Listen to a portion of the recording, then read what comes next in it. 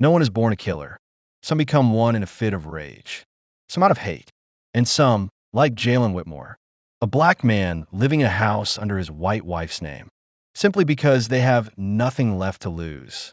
Macon, Georgia, a quiet southern town where white neighbors call you good man, but still lock their car doors when you walk by, where black workers are given night shifts to stay out of the way, and compliments like he's so calm actually mean he knows his place and doesn't ask for more. Jalen Whitmore was exactly that kind of man. In 2018, he lived in a small one-story house with his wife, a house just big enough for a family of three, if they had been a family at all. Jalen, 37, black, 6 feet 1 inch, solid build, worked as a frozen food delivery driver. Long hours, sore back, cold hands in winter, meat stench in summer. $2,300 a month. No raises. No bonuses. He left for work at 5 a.m. and returned at 6 p.m. Never late. Never complained. Never missed a shift. And yet, never acknowledged.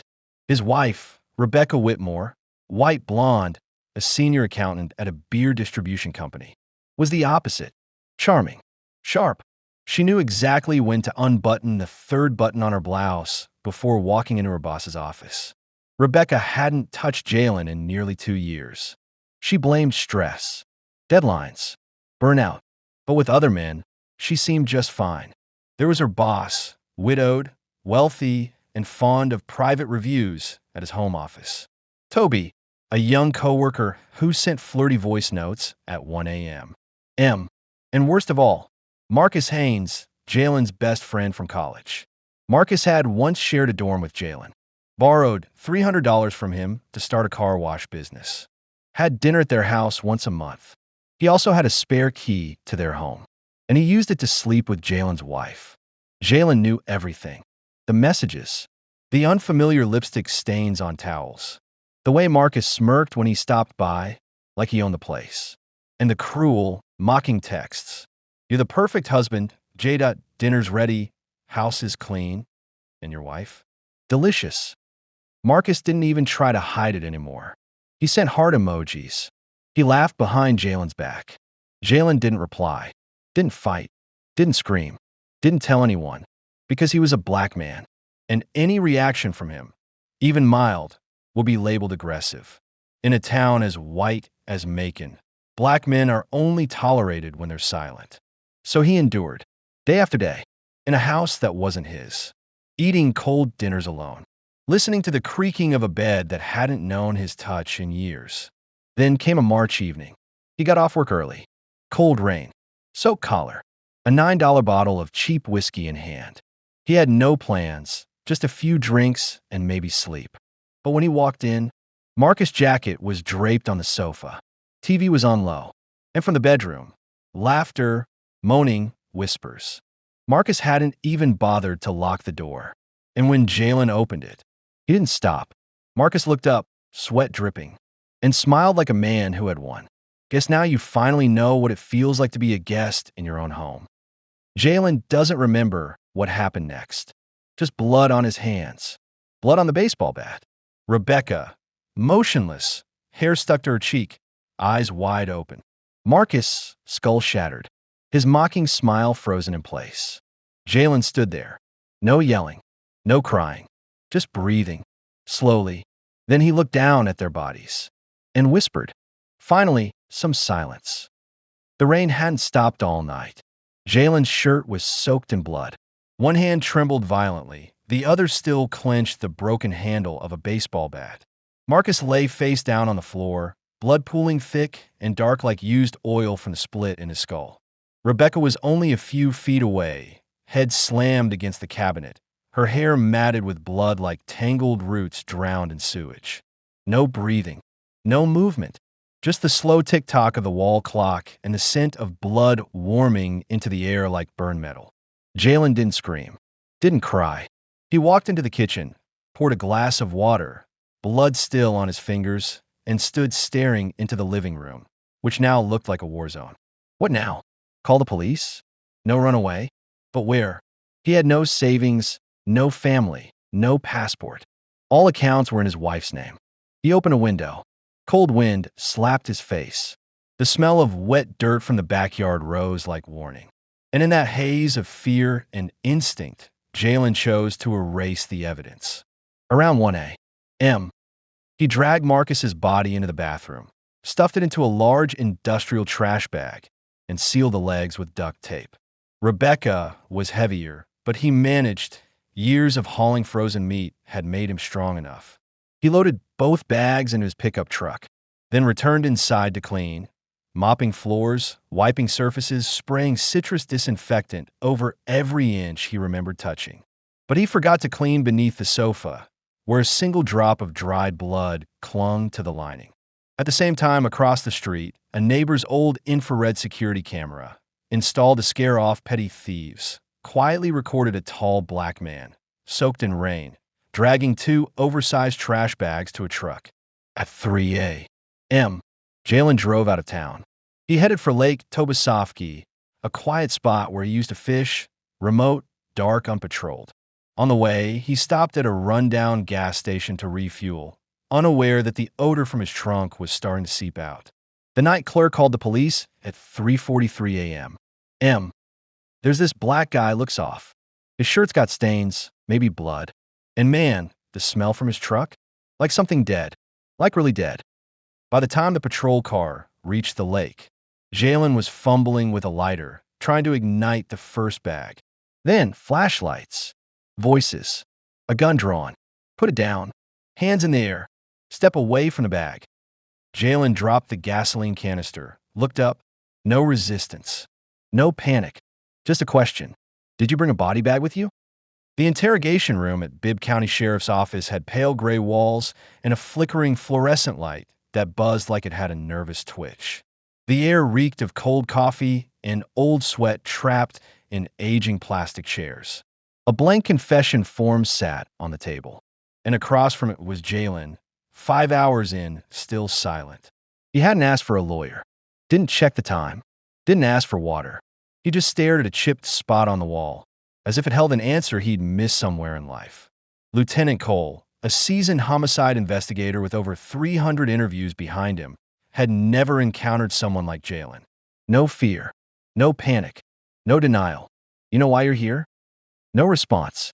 We found blood in your truck, drag marks, your neighbor's camera footage. Still nothing. You want to say anything before we write this up from our side? Jalen finally turned, slowly. I just want to know if they died quick. Then he signed the confession. No protest, no emotion, no excuse. In it, he admitted to killing both his wife and her lover because he'd been pushed past the edge. When asked about the murder weapon, he said, "The bat was Marcus's. He always kept it by the door." About trying to dispose of the bodies? There wasn't a plan. I just didn't want to see them anymore. And when asked how it felt to kill, he replied, "Light, like dropping stones off your chest." The signed statement went straight to the district attorney. No room for debate. The forensics, DNA, witness timelines, and surveillance footage lined up perfectly. The autopsy showed Rebecca died from blunt force trauma to the skull, consistent with being shoved against a cabinet. Marcus had a shattered forehead, broken nose, crushed wrists, signs of defensive struggle. When investigators asked why he didn't stop after the first blow, Jalen simply said, "Because he was still smiling." The next day, Jalen was transferred to the county jail. The local news caught fire with the headline, "The Silent Delivery Man, a sex-fueled double murder in Macon." Cable shows debated it. A black husband, a white wife, blood, fire, betrayal. And one chilling question, was this jealousy or the final moment of clarity from a man humiliated for too long? October 3rd, 2019. Bibb County Courthouse, Georgia. A modest courtroom with 32 seats, high ceilings, and an American flag hanging behind the judge's bench beneath a tarnished bronze emblem of Lady Justice. On one side, the state prosecutor, gray-haired, stone-faced in a charcoal suit. On the other, Jalen Whitmore, in an orange jumpsuit, uncuffed, eyes cast down. Local media packed the hallways before sunrise. Cameras lined the corridor. A few civil rights observers sat quietly in the back row, holding signs that read, "Skin color isn't guilt, but the law can be." Rebecca's family didn't show. Marcus's relatives didn't come. Only Jalen, the man who made the headlines, sat still, surrounded by the cold rhythm of the courtroom. The prosecution began with surveillance footage. Jalen dragging two large trash bags out of the house at 1:14 a.m. Then came the bloodstain under the sofa. And the forensic pathologist's testimony. Rebecca died almost instantly. Marcus survived for several seconds after the first strike. The defendant didn't just kill them. He wanted them dead, and he chose a death that hurt. Jalen's defense attorney, a petite black woman with a calm, measured voice, stood without theatrics. She didn't deny the facts. She didn't justify the murder. She posed one question to the jury. How long does a man have to be humiliated, betrayed, stripped of dignity, before he's allowed to be angry? She presented her evidence. Taunting text messages from Marcus. Financial records showing Jalen had no legal access to the home or assets. Surveillance proving he bought no tools, made no plan, only acted in the moment. But under the law, violence is still violence. Whether victim or reactor, once death occurs, justice doesn't weigh emotion. The jury deliberated for 3 hours and 22 minutes. When they returned, no one looked at Jalen. Only the judge rose and read aloud. Defendant Jalen Whitmore, on 2 counts of first-degree murder. This court sentences you to life imprisonment, without parole.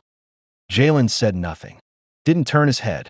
He simply looked up at the ceiling, at a thin crack stretching over the chandelier, like a quiet wound across the face of justice. Ravenwood Correctional Facility, 47 miles outside Macon, surrounded by pine hills and clay-red soil, where people believed once you entered, the rest of your life would either rot behind bars or be buried behind the kitchen wall. Jalen arrived on a Wednesday morning. Cold rain, fog thick as breath from the underworld. A rusted sign at the gate read, Level 4 inmate containment. No mercy. No way out. Jalen stepped out of the prison van in a brown jumpsuit, marked 49173A, face blank as concrete, eyes lowered to no one. Dozens of eyes watched from cell windows. Not out of curiosity, but because in Ravenwood, newcomers were prey, a moving target, the first test in a jungle built from cinder blocks and steel bars. Jalen didn't react, didn't speak, didn't smile. He was placed in Block E, reserved for lifers, convicted murderers with no parole, no visitations, no families waiting. His cell had one bed, one cold steel toilet, one window, the size of a hand, just enough to prove that light still existed but not enough to feel it. For the first 3 weeks, he said nothing. No complaints about food, no fights, no yard time, no lowered head, but no lifted chin either. That's when they started noticing him. Not the inmates. The guards, especially a new female officer named Madeline Voss. Madeline was 28, white, tall, with neat brown hair and a face that rarely smiled. She'd come to Ravenwood after failing 2 police interviews. Her gaze was strict, distant, even from herself. She followed protocol to the letter. But whenever she passed inmate 49173A, she lingered just a second longer than necessary. Not because he was handsome, not because she felt pity, but because he was unlike the others. He didn't beg, didn't swagger, didn't radiate the rage of someone who'd stab a lover for saying no to marriage. Jalen just stood there, still as stone, with eyes that looked past every wall, every shout, every chain. And it was that look, not hateful, not hollow, not pleading, that made Madeline wonder. When did that man die? Before he ever killed someone else? No one could say exactly what started it. The first glance, a subconscious curiosity, or just a brief moment of humanity in a place built to strip it away. Madeline Voss began signing up for more night shifts. She traded schedules, volunteered when others called out sick. No one noticed. At Ravenwood, the more work you took, the less people questioned you. She didn't approach Jalen, but each time she passed through Block E, her eyes drifted, almost unintentionally, to cell 32, where Jalen sat with his back against the wall, staring forward, motionless, unblinking. He didn't look like a prisoner, didn't look like a victim. He looked like someone adrift inside his own body. One night, as she passed his cell, he stood, walked toward the door, didn't speak, just stared at her for several long seconds, as if to ask, "Are you willing to look back?" And she did, only for a moment, but long enough to start something that shouldn't exist in this place. The next day, she noticed his name on a janitorial assignment. Jalen had been tasked with cleaning the admin hallway, a low-traffic area with fewer cameras. Madeline didn't intervene, but she didn't report it either. One day, after he finished mopping the floors, she placed a bottle of water on the table nearby. No words. He didn't speak either, just nodded, barely, and turned away. From that day on, something shifted. Jalen was soon reassigned to clean the records room. Dusty, cluttered, old, forgotten. Each time Madeline passed by, if no one else was around, she tapped twice, lightly, on the steel door. If a pair of eyes looked back from inside, she continued walking. If not, she moved on. Those vague but deliberate signals repeated for weeks. No one knew when it first truly began. But one day, Madeline walked out of the records room, collar askew, breath uneven, eyes fixed on the floor as she returned to her post. And Jalen, later seen folding laundry in the prison washroom, moved slowly, deliberately, as if what he was doing somehow mattered more than a lifetime sentence. There is no love in Ravenwood, only loopholes in the rules. And two people had slipped through one, with glances, silence, and touches that would never make it into official reports. There's no music in prison, only the clanking of steel doors, the stomp of boots on concrete, and the flickering buzz of old fluorescent lights ticking like a slow countdown. And then, there are things that happen in complete silence, as if even the air itself becomes complicit. Tuesday night, Madeline was on the graveyard shift. The blocky corridor was quiet, like a nameless graveyard with breathing walls. Jalen had been assigned to clean the records room, tucked away at the far end of the old hallway near the basement.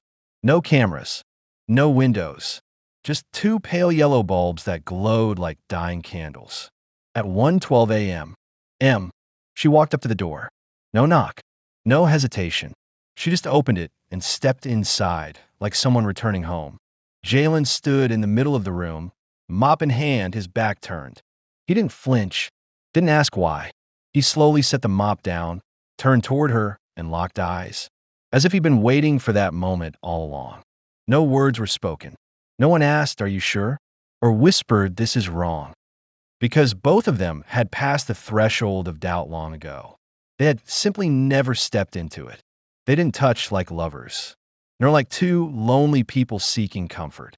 They touched like people who had grown too fluent in silence and had chosen skin over language.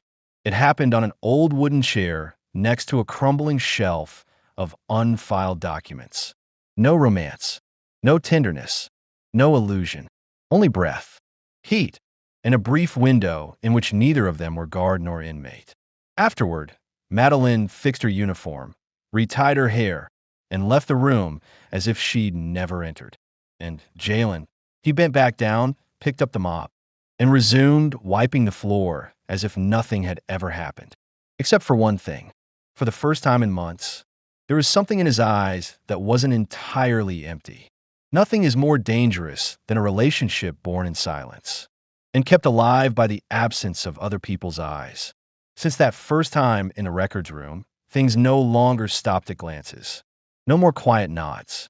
No more water bottles placed just so. It became an unspoken pact. If the shift allowed it, if the hallway was empty, if the camera was broken, they would find each other like survivors clinging to warmth in a frozen world. They met in the records room, in the old medical supply closet. Once it was in the laundry wing, between the rumble of dryers and the scent of soap still trapped in steam. No one had caught them, but Madeline knew. One misstep would cost everything. She began losing sleep. Each morning she looked in the mirror and struggled to recognize herself. The armor of rules she once wore so confidently had been shredded by something she could no longer explain. One night, while eating alone in the staff lounge, She absent-mindedly opened the duty roster. His name was there again. For 9173, Auxiliary Hall Cleaning, Level 2. She knew exactly where that was. The back wing near storage. No cameras. Minimal patrol. She tapped the table, exhaled, then stood as if she no longer had a choice. But that night, when they met again, Jalen didn't reach for her like he usually did. He sat still on a metal chair, hands folded together. After a while, he asked softly, "If you get caught, what will you say?" Madeline didn't answer. "Will you say I forced you? That I manipulated you? That I'm the inmate and you're the victim?" She looked away, bit her lip, then said, "I'll say, I walked in on my own." They didn't touch that night. They just sat side by side in the dark. Two people who had gone too far to go back. Because no matter how thin a line is, once you cross it, it still exists. The human body doesn't lie for long. No matter how silent the mind stays, how stubborn the mouth is, the belly swells, the heartbeat changes, and the blood, it speaks. 3 weeks after the night, they sat together in the auxiliary storage room. Madeline began to feel off. Coffee in the morning made her nauseous. The smell of cleaning fluid at the security checkpoint gave her migraines. Her period, once as precise as a military clock, vanished. At first, she blamed stress, lack of sleep, hormonal shift. But one afternoon, in the staff lounge, she bent down to tie her shoelace and nearly blacked out from dizziness. That evening, she drove to a private clinic in a neighboring town. No uniform, no real name. She walked in with a printed alias and quietly said to the receptionist, "I need a blood test. The kind where you don't ask who the father is." The nurse didn't ask. 15 minutes later, she walked out with a paper bag in hand and the truth pounding inside her. Positive. That night, Madeline sat on the edge of her bed in her one-bedroom apartment. The hallway light spilled through the crack in the door, slicing across the wall like a faded scar. She didn't cry, didn't panic. She simply sat still, as if her own body had betrayed the code she'd held onto for years.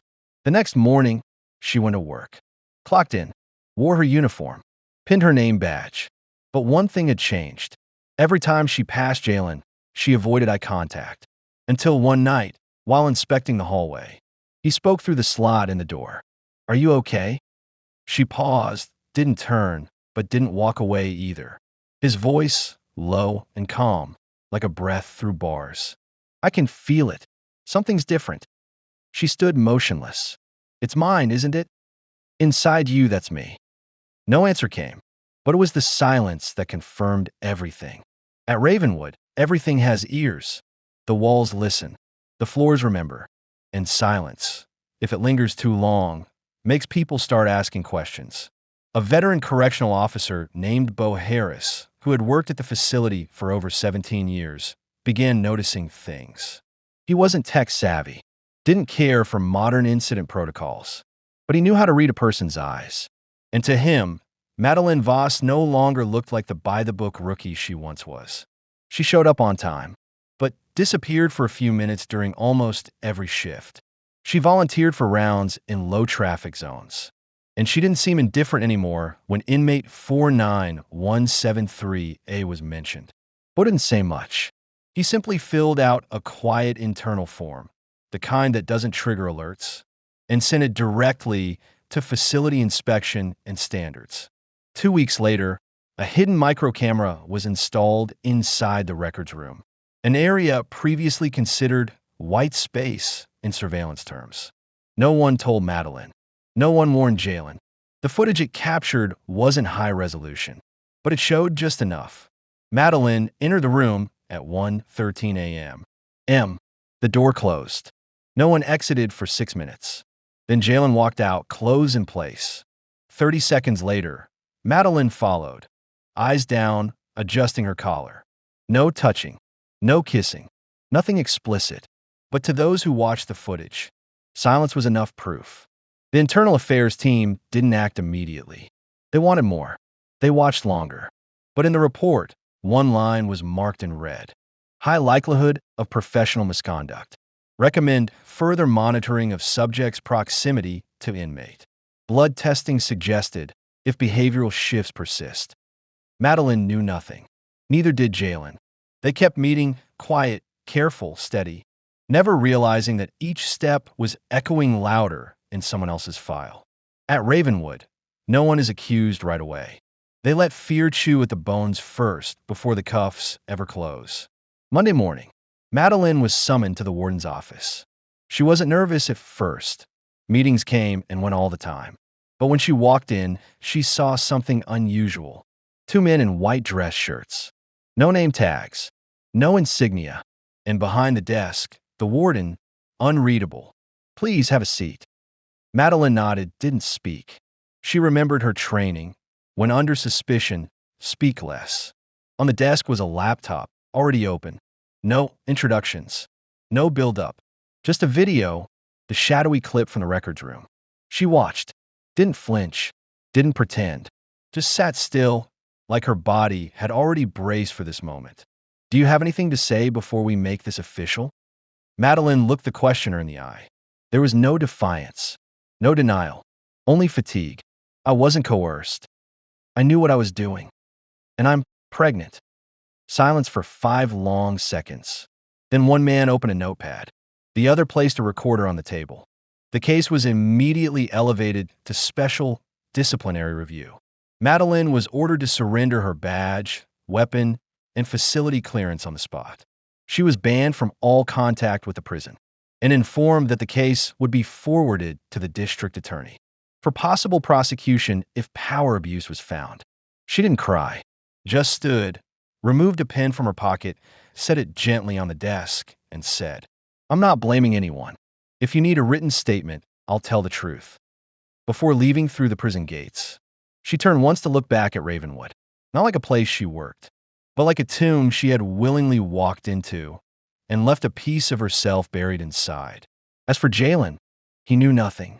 Only that morning, when escorted for a routine medical checkup, he asked the new guard, "Where's Officer Voss?" The guard didn't meet his eyes, just muttered, "She's gone," and turned away. Jalen was moved to solitary confinement the next afternoon. No warning, no explanation, just an internal order labeled 87D. Temporary isolation of inmate 491738 pending internal investigation. No one told him why. No one mentioned Madeline. Only new walls, thicker, colder, quieter, and a silence that no longer soothed, but strangled. His new cell had no window. 17 minutes of outdoor time per day. A concrete yard 4 meters high. No trees, no sunlight. Food came through a slot in the door, like feeding a stray animal. Jalen didn't ask questions, didn't protest, didn't rage. He simply faded. He didn't know that in the same week, at a maternity hospital in Columbus, Madeline was giving birth alone. No husband, no friends, no witnesses. The baby was healthy. Light brown skin, dark eyes. The doctor asked, "Father's name?" Madeline stayed silent for a long time, then reached for the pen. But when her eyes landed on the empty field labeled "Father," she rested her hand on the space and let it fall away. No name, no signature, no explanation. The birth certificate printed. One blank square, as quiet as the man who helped create the life it described. Days later, at Ravenwood, a nurse slid an envelope onto Jalen's meal tray. No sender. Inside was a folded note, written in blue ink. "It's a boy. He has your curls." Jalen read it. Didn't smile. Didn't cry. Just folded the note, tucked it into his pillow, turned toward the wall, and closed his eyes. For the first time in months, he dreamed. At Ravenwood, no one cares about the ones in solitary. No one says their names. No one counts the days they live or die. They simply become part of the wall, breathing, but no longer existing. Jalen lived like that for 71 days. No letters, no news. Not once was his name spoken aloud. Meals came 3 times a day, delivered with machine-like precision. A nurse passed by every Monday, glancing through the slot, checking a box, moving on. No one asked if he slept. No one knew what he dreamed. The only person to speak to him was a young guard, filling in during the 5th week. He slid the tray through the slot, glanced up, and blurted out, "Why don't you ever say anything?" Jalen didn't answer. The guard muttered as he walked away, "You look like someone the world already broke." That night, Jalen didn't sleep. He sat in the corner of his cell, staring at a spot that didn't exist. In his hand was the worn scrap of paper. The words, "He has your curls," smudged from sweat. He whispered to himself, too soft for anyone to hear. Does he smile? Elsewhere, nearly 300 miles away, Madeline sat by the window of a small rental apartment, cradling the baby. She gently rocked him while writing in an old notebook. "You don't have a last name yet. I still don't know what to write under father. But I promise you this, even if no one claims you, I won't let you grow up as a shadow." She paused, looked up at the moonlight pressed against the glass, and sat quietly. In the darkness of Ravenwood, Jalen still didn't speak, didn't cry, didn't apologize. He just survived like a winter without light. The child grew up without a father's last name. On every document, the space for father was left blank, as if no man had ever helped bring him into the world. His name was Elijah. Madeline chose it from an old Bible once left in a drawer. Elijah, the one who carried prophecy, though no one believed him. Elijah had dark eyes, soft curls, and a strange quietness about him. By 6 months old, he never cried at night. He would just stare at the ceiling, then drift back to sleep. The pediatrician said, "He's a little under-responsive. Not typical." Madeline said nothing. She only held his small hand in her palm, gently. She told no one about the child's father. No relatives. No friends. Not even the doctors. Elijah grew up in silence. No photos on the wall. No bedtime stories beginning with "your father was." Only a mother who worked late held him as they dozed on the couch, and an old notebook locked in a drawer. When Elijah turned 4, his preschool teacher asked during art class, "What does your dad do?" He paused, then answered, "Mom said, he's someone who went far away but still remembers me." No one asked again. Meanwhile, at Ravenwood, Jalen had been returned to general population. He didn't speak, didn't request visitation. He took a kitchen job, washing trays, peeling potatoes, wiping down counters. Whenever someone asked his name, he would reply, 49173A. That's all you need to know. One elderly nurse once told a story. I asked him once, "If you could name your son, what would you choose?" He said, "Names don't matter, as long as the boy never has to apologize for his skin." Elijah kept growing like any other child, but every time he looked in the mirror, he would ask, "Why don't my eyes look like yours? Why is my hair different?" Madeline would just smile and say, "Because you're a gift, and not every gift needs a signature to have value." When Elijah turned 7, Madeline took him to the city library to get his first library card. She filled out the form. Name, date of birth, address. Then came the field, father's name. She paused as always. But this time, her hand didn't skip it. Elijah sat beside her and looked up. "Mom, if I don't have a dad's last name, does that make me less?" Madeline looked at him, didn't answer right away. Then, slowly she picked up the pen and wrote down a name no system ever recognized, no certificate ever printed, no court ever approved. Jalen Whitmore. No one told her to write it. No one asked her to. But in that small, quiet moment, she gave the man they all tried to erase his name back. At Ravenwood, Jalen received an envelope. No return address. Just 3 words handwritten on the front. Elijah, age 7. Inside was a small photo. Elijah, smiling wide, holding his library card. A faint dimple on one cheek. On the back of the photo, a line written in a child's handwriting. "Today I borrowed my first book. I picked one about space, because I believe you're still out there in the stars." Jalen said nothing.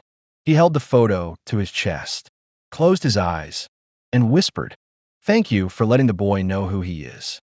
No reunion, no release, no happy ending like in the movies. Only a father living out his days behind walls. A mother who lost everything but held on to a small truth. And a child growing up, carrying a name not written on a birth certificate, but carved into quiet, enduring love.